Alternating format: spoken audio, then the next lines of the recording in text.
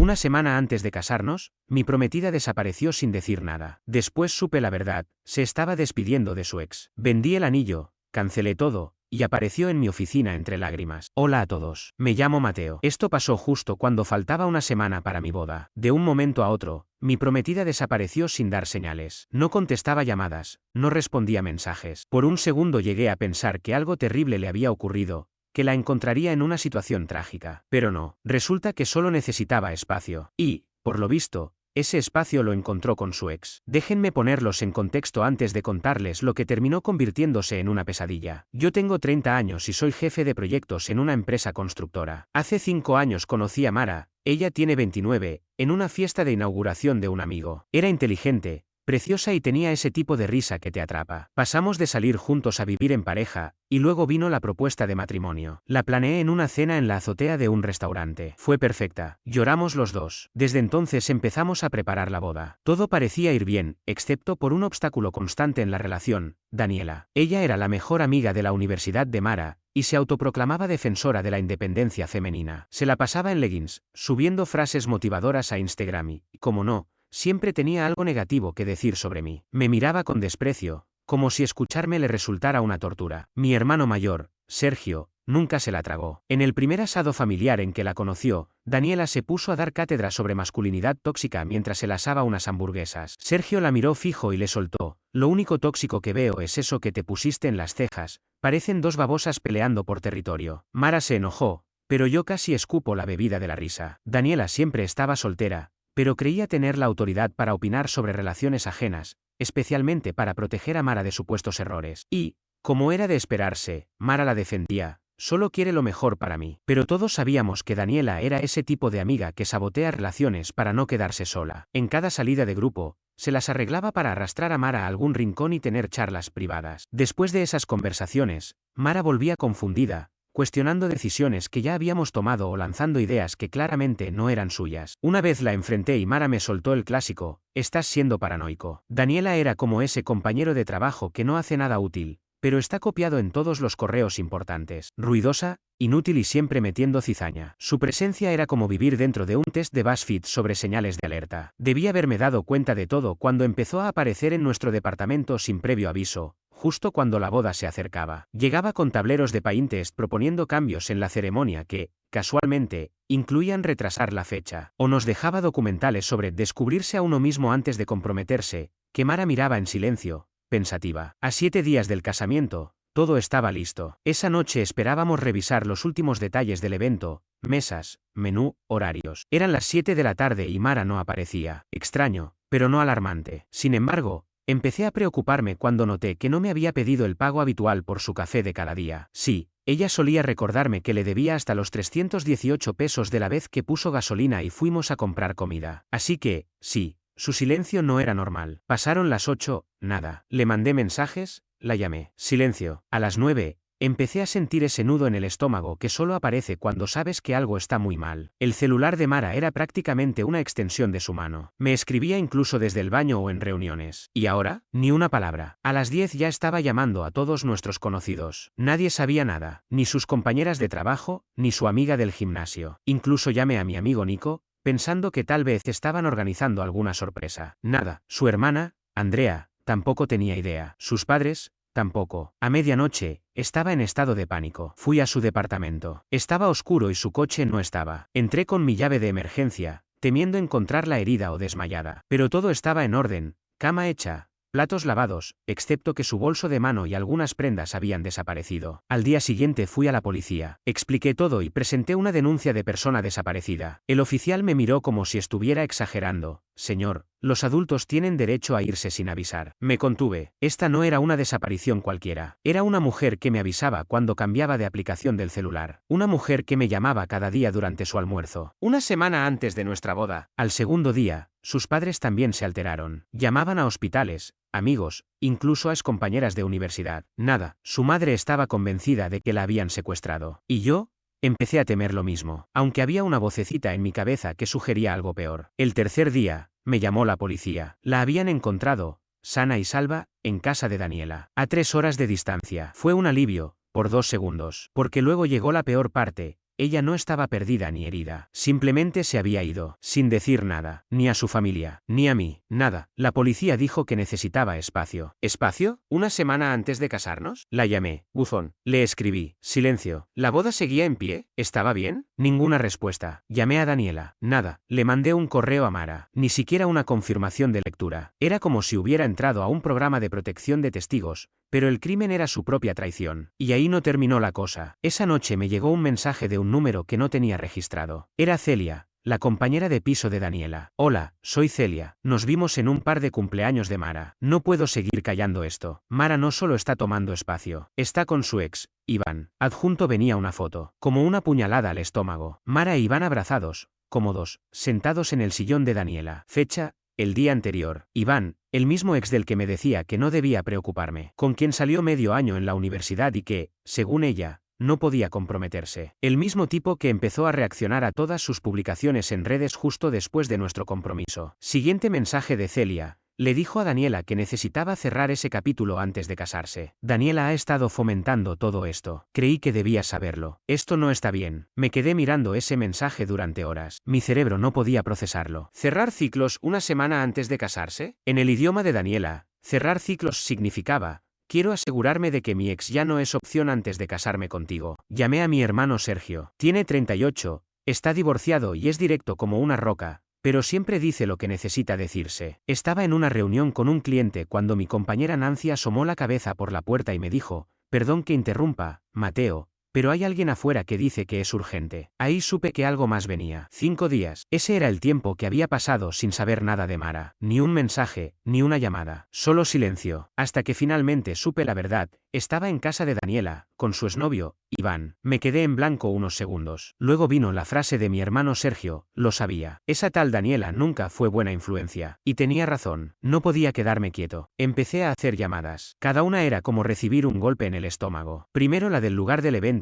$5,000 perdidos. Luego el catering, $3,500 que se esfumaron. El fotógrafo no solo se quedó con el adelanto de $2,000, sino que ya tenía otra boda para esa fecha. Los vuelos de la luna de miel no eran reembolsables, $1,800 al tacho. El resort en Maldivas, que fue idea de Mara, tampoco devolvía nada. Ahí se fueron $7,500 más. En total, entre todo lo que yo había adelantado, perdí cerca de $15,000. Y ni hablar del dinero que su familia iba a poner. Ellos se encargaban del vestido y de pagarle directamente a la florista, pero fui yo quien dejó la seña inicial. Sergio, sentado en mi sofá, me observaba mientras hacía una llamada tras otra. Cuando colgué con el salón, solo dijo: por eso yo me casé en la corte. Me costó $75. Claro, el divorcio me salió $20,000, pero al menos la boda fue barata. Después vino el golpe emocional. Contarle a la familia y amigos. Les dije que la boda se cancelaba. No les mencioné a Iván. Me limité a decir que las cosas no funcionaron. Mi madre lloró. Mi padre me preguntaba una y otra vez: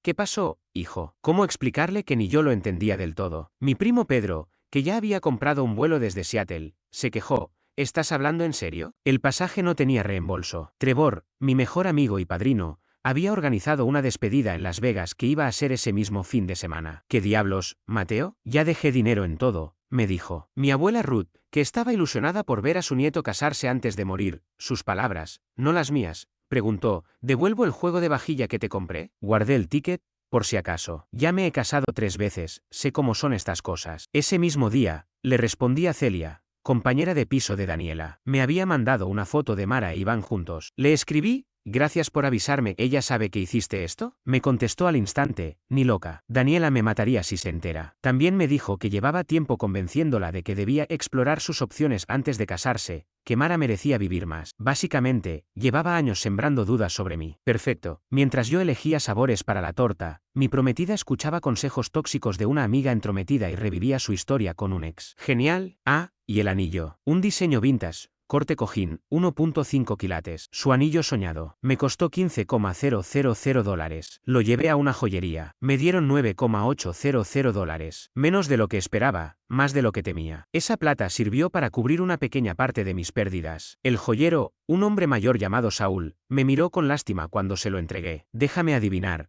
cambió de opinión, me dijo. Asentí. Pasa más de lo que crees, suspiró. La semana pasada vino un tipo con un anillo de hace 3 años. Su esposa lo engañaba con su instructor de CrossFit. La vida es así. Volví a casa y empecé a empacar todo lo de Mara. Fotos, ropa, ese peluche ridículo que gané en una feria. Todo etiquetado, listo para cuando se dignara a aparecer. En un cajón encontré uno de esos cristales de amor propio que, supuestamente, alejan las malas energías. Al parecer, no funcionó. Debería habérselo dejado pegado en la puerta como regalo de regreso. También imprimí la foto que Celia me envió y la metí en la caja junto con las invitaciones de boda. Un pequeño archivo del engaño. Mientras embalábamos, Sergio tomó una foto nuestra enmarcada. Se rió y dijo: mira tu cara. Puro amor e ignorancia. No sabías que ella iba a desaparecer como Houdini. Esa fue la primera señal, cuando puso ese cartel de vive, ríe, ama, en tu baño. Al fondo de una caja encontré algo que me hizo detenerme, un diario que ella había dejado. Nunca fui de invadir la privacidad de nadie, pero dadas las circunstancias, hice una excepción. Lo hojeé y encontré entradas de 3 meses atrás. Escribía sobre haber coincidido con Iván en una cafetería, como eso le removió sentimientos que creía superados, y como Daniela la animaba a explorar lo que sentía antes de casarse. No fue un impulso, lo había planeado. Todo, había decidido probar con su ex antes de comprometerse conmigo. Y Daniela, esa amiga manipuladora, había sido la arquitecta del desastre. Guardé el diario junto al resto de sus cosas. No lo necesitaba como prueba personal. La foto bastaba. Pero si alguien intentaba decir que yo era el malo, ahí estaba la evidencia. Al cuarto día sin noticias de ella, sus padres comenzaron a llamarme, exigiendo una explicación de por qué estaba cancelando todo sin dejar que Mara diera su versión. Les dije que su hija estaba en casa de Daniela, ignorando deliberadamente todos mis intentos de contacto. No mencioné a Iván, no era mi historia que contar. Su padre, Christopher, tuvo el descaro de decirme: los jóvenes se asustan a veces. Es normal. Mara siempre ha sido sensible. Deberías tenerle paciencia. ¿Paciencia? Yo tuve que presentar un reporte de persona desaparecida porque su hija prefirió huir sin siquiera enviar un mensaje, una semana antes de la boda. Pero sí, claro, el exagerado soy yo. Y así llegamos a ese momento en mi trabajo, 5 días después de la desaparición, con Nancy en la puerta, avisándome que alguien pedía verme con urgencia. Salí a la recepción y ahí estaba Mar, ojos hinchados, el cabello hecho un desastre, con la cara de quien ha llorado durante días. Mateo, murmuró, la voz quebrada por las lágrimas, y trató de acercarse para abrazarme. Me aparté con firmeza. ¿Qué estás haciendo aquí?, pregunté en voz baja. Nancy, la recepcionista, fingía interés por su pantalla,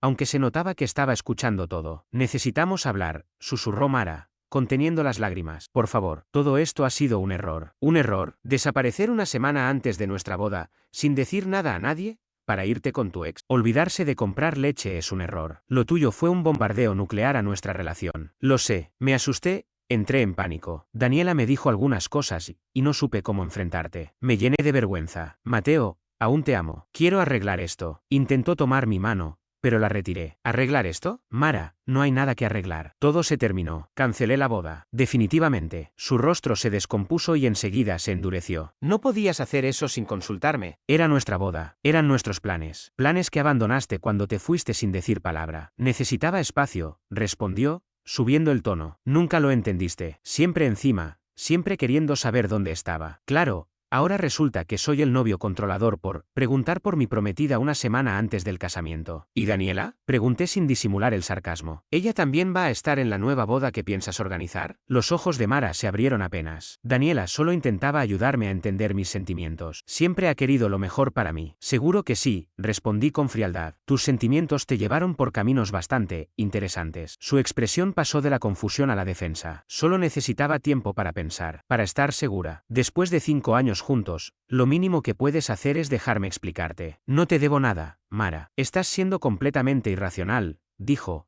perdiendo la compostura. No todo gira en torno a ti. Yo también he estado bajo presión, con todos los preparativos. No es justo. Traducción. Iván no quiso saber nada contigo y ahora soy tu segunda opción. No, gracias. Y lo peor es que parecía que era yo el que había abandonado todo. Como si fuera el villano por haber cancelado una boda que ella misma destruyó. Nancy intentaba mantenerse al margen, pero sus ojos se agrandaban con cada palabra. Estaba claro que la historia del día en la oficina ya tenía protagonista. Mara, estoy en medio de una reunión con un cliente. No puedo lidiar con esto ahora. Claro, dijo con tono dolido. Tu trabajo siempre fue más importante que nuestra relación. Casi me río de la ironía. ¿Nuestra relación? ¿La que pusiste en pausa para irte con tu ex a ver si valía la pena revivir lo de antes? Su rostro se volvió blanco. ¿De qué estás hablando? No lo ocultes más. Se lo de Iván. Su expresión fue un desfile de emociones. Primero sorpresa, luego culpa y finalmente esa mirada calculadora de quien intenta evaluar cuánto sabe el otro. No fue lo que parece, solo hablamos como amigos. Daniela creyó que me daría perspectiva. ¿Perspectiva sobre qué? Sobre si valía la pena seguir conmigo o si Iván era mejor opción. ¿Ya tienes tu respuesta? Porque estás aquí. Lo que me da a entender que Iván no quiso repetir. Volvió a llorar, casi como si lo tuviera ensayado. Estás siendo cruel. Cometí un error. Estaba confundida. Tenía miedo. Vendí el anillo. Mara, estamos perdiendo el tiempo. Se quedó sin palabras. ¿Qué? ¿Vendiste el anillo? Así es. Perdí más de $15.000 en depósitos no reembolsables. Los $9,800 del anillo apenas cubrieron una parte. Ese anillo era mío. Fue inspirado en el de mi abuela. ¿Cómo pudiste hacer algo así? ¿Tuyo? Yo lo compré para una boda que cancelaste con tus actos. Fue un símbolo de un compromiso que rompiste. La inspiración no lo convierte en reliquia cuando quien lo pagó fui yo. Pero el dinero sirvió para cubrir el salón, el catering,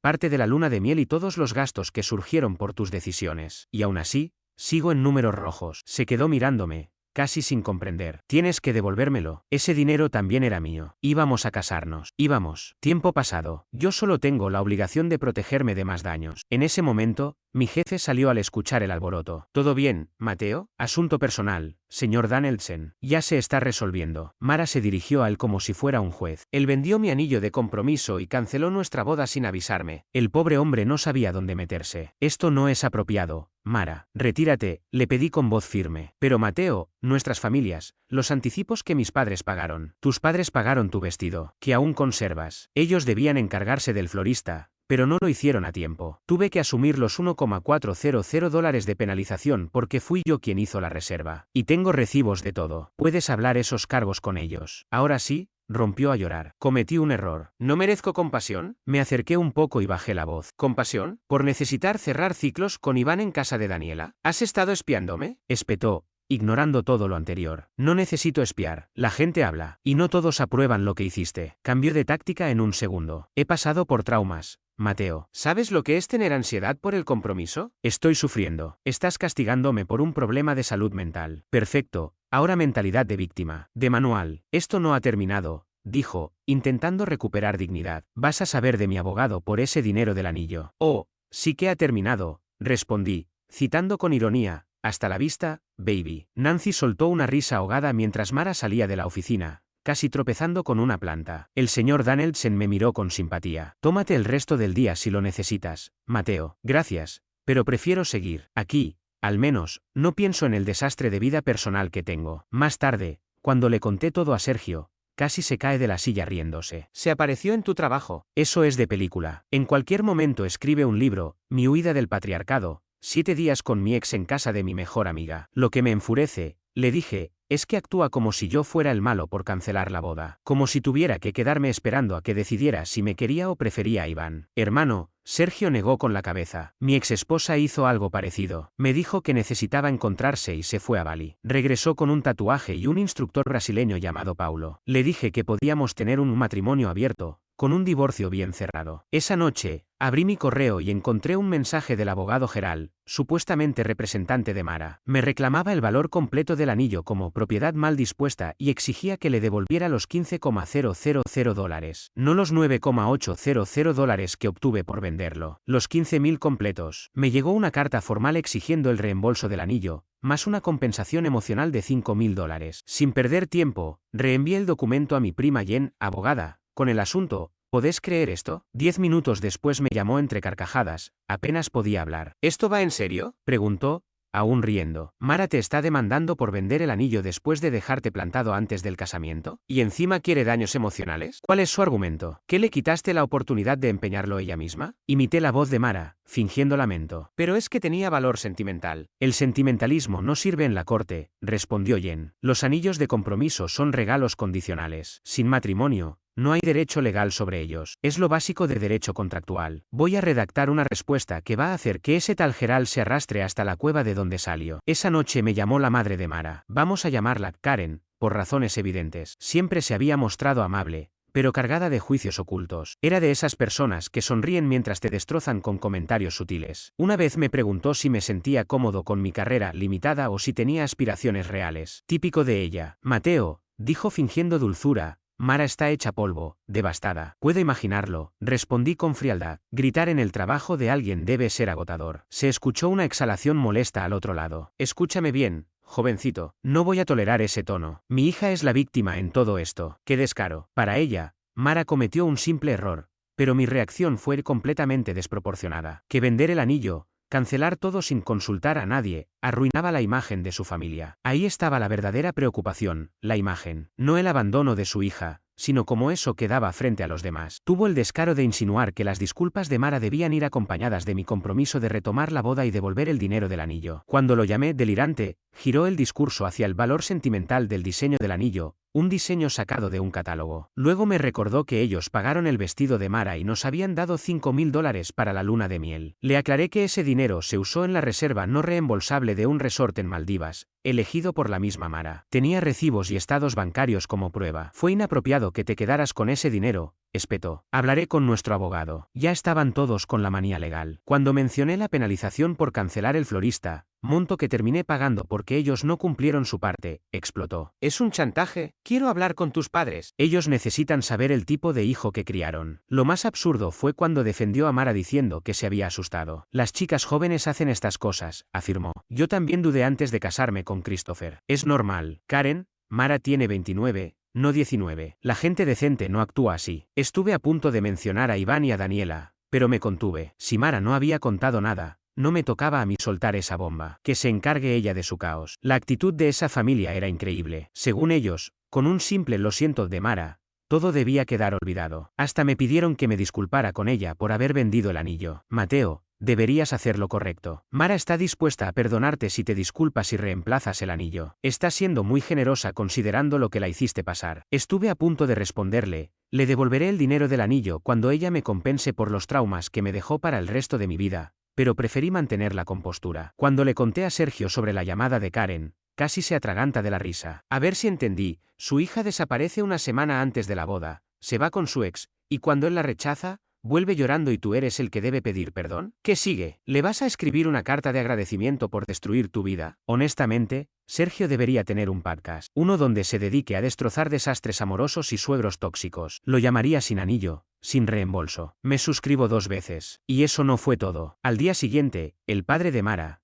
Christopher, me envió un correo cargado de condescendencia. Se puso en modo caballero, pidiéndome que resolviéramos esto como hombres adultos. Según él, Mara solo estaba abrumada con los preparativos, que lo mío había sido una reacción exagerada ante un lapsus momentáneo. ¿Momentáneo? ¿Desaparecer sin avisar por más de una semana es una reacción impulsiva? Vivían en otro universo. Le respondí con una sola línea, en breve, recibirán un desglose detallado de todos los gastos relacionados con la boda. Luego me llamó Andrea, la hermana de Mara. Siempre fue la más sensata. Mateo, lamento mucho todo esto. Sé que Mara la arruinó. Mis padres están actuando ridículamente. Gracias, Andrea. Significa mucho. Y por lo que vale, no creo que ella merezca otra oportunidad. ¿Quién le hace eso a alguien que supuestamente ama? ¿Y a una semana de casarse? Era un alivio que al menos una persona de esa familia tuviera los pies en la tierra. Pero el acoso de los padres de Mara continuaba. Así que envié un mensaje claro a Karen. Voy a enviarles a usted, a Christopher y a Mara un listado detallado de todos los gastos de la boda que asumí o que quedaron bajo mi responsabilidad. Ese documento dejará claro quién debía pagar qué y quién provocó cada pérdida. También incluiré los $1.400 del florista que cubrí por ustedes. Si quieren reembolsarme o no es su decisión,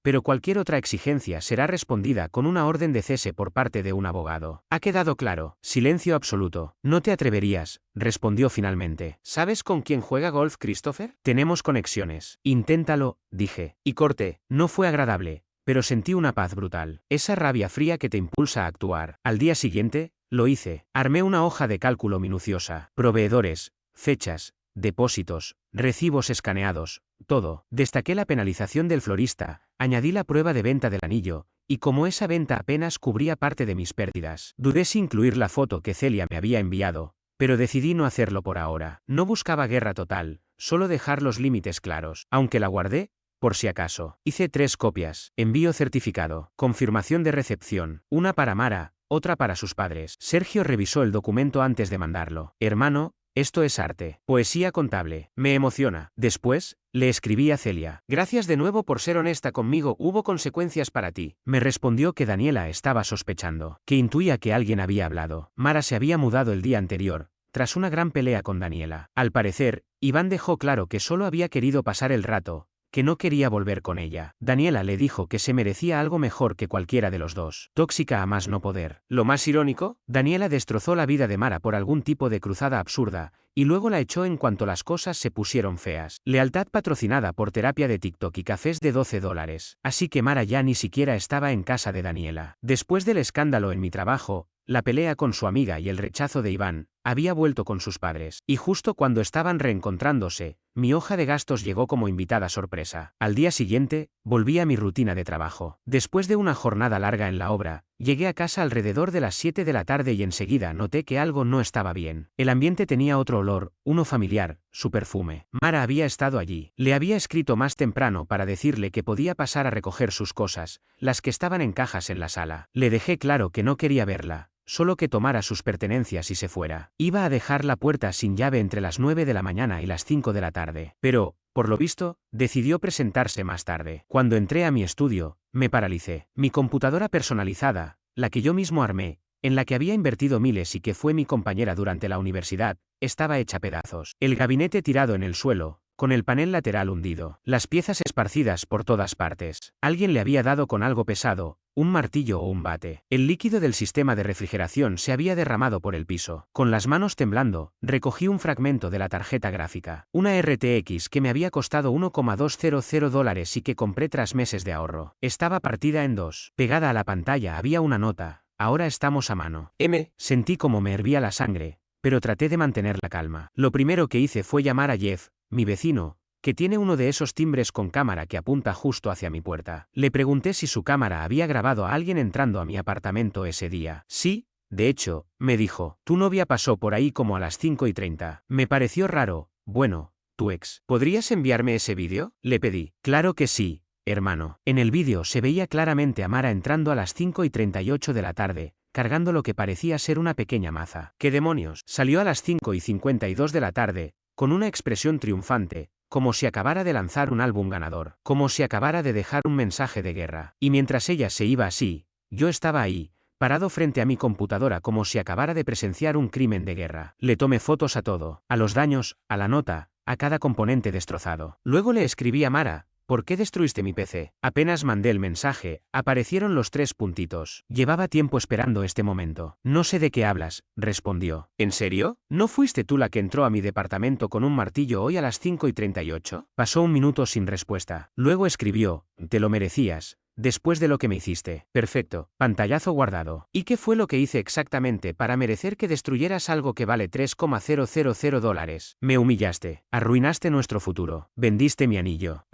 Claro, y eso justifica un acto criminal. Gracias por la confesión. A la policía le va a encantar. No te atreverías, me escribió. Sería tu palabra contra la mía. Le envié la captura de pantalla con su confesión. Ya no es tu palabra contra la mía. Acabas de admitirlo por escrito. Y tengo vídeo tuyo entrando con el arma. Fui a la comisaría y denuncié lo ocurrido. Tuve que iniciar un proceso en el juzgado de reclamos menores para recuperar el valor de los daños, pero con toda la evidencia fue relativamente sencillo. Mara intentó defenderse diciendo que yo le había causado un daño emocional, pero el juez no le creyó ni una palabra. La condenaron a pagar $2,800 más los gastos judiciales. Han pasado algunos meses desde entonces. Todo se calmó después de esa explosión financiera y del fallo judicial. Silencio, un silencio bendito. Ni llamadas de su madre Karen, ni intentos desesperados de Mara por aparecerse. El dinero del florista, los $1,400, nunca los recuperé, y ya sabía que no los vería jamás. Intentar sacar dinero de Karen era como intentar bañar a un gato, simplemente imposible. Pero había logrado dejar claro el punto. Incluí todos los gastos que asumí por su culpa en un archivo detallado, y aunque no recuperé todo, Mara sí cumplió con lo del PC. El tribunal le dio 30 días, y justo en el día 29 llegó un cheque con el monto exacto. Sin nota, sin disculpas. Pero una pequeña victoria al fin y al cabo. Hace un mes, Andrea, su hermana, me escribió,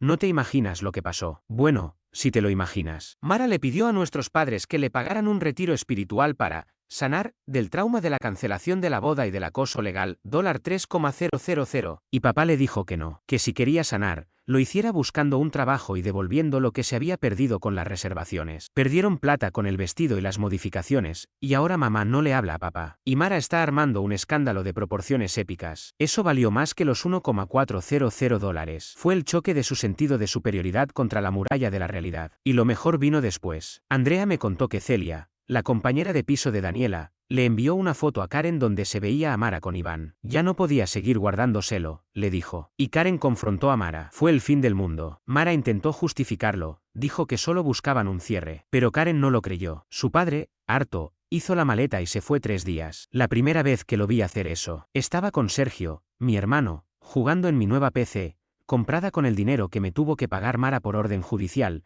Cuando le conté lo del retiro espiritual, casi se ahoga de la risa. ¿Retiro espiritual por qué? Dijo. ¿Por narcisismo crónico? ¿Por negación avanzada de la realidad? ¿Qué sigue? ¿Una colecta en línea para su unicornio emocional? Hoy disfruto de una rutina tranquila. Cambié el sofá por uno que encaja mejor conmigo. Volví al gimnasio con constancia y el trabajo ha ido en ascenso. Incluso recibí una promoción gracias a cómo manejé toda la situación con madurez. ¿Relaciones? Estoy concentrado en mí. Mis hermanos tienen razón. Me salvé de un desastre anunciado y ahora tengo la oportunidad de reconstruirme sin presiones. Ella enfrentó las consecuencias de sus decisiones, y yo me mantengo firme en las mías. Como siempre decía mi padre, no hay mejor respuesta que vivir en paz. Y eso hago. Ella eligió su camino, con todas sus consecuencias, y yo elegí avanzar. En mi departamento reina el silencio, el orden y una libertad que valoro más que nunca. Juego tranquilamente en mi nueva computadora, financiada irónicamente por quien trató de destruirla, sin interrupciones, sin dramas nocturnos ni mensajes culpables. Solo yo, mi espacio, mis proyectos,